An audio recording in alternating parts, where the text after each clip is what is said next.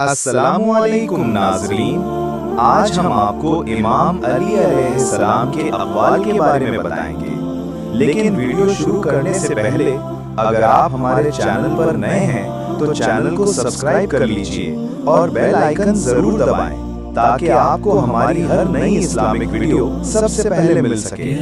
चलिए वीडियो शुरू करते हैं।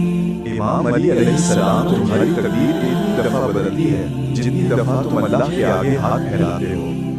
इमाम अली अलैहिस्सलाम अपना हक लेने में ताखीर कर देना ऐब नहीं है, दूसरे के हक पर कब्जा कर लेना ऐब है।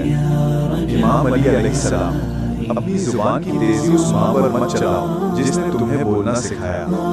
इमाम अली अलैहिस्सलाम इल्म माल से बेहतर है, इल्म तुम्हारी हिफाजत करता है जबकि माल की तुम्हें हिफाजत करनी पड़ती है। इमाम अली अलैहिस्सलाम थोड़ा देने से शर्माओ नहीं, क्योंकि खाली हाथ लौटाना उससे भी गिरी हुई बात है।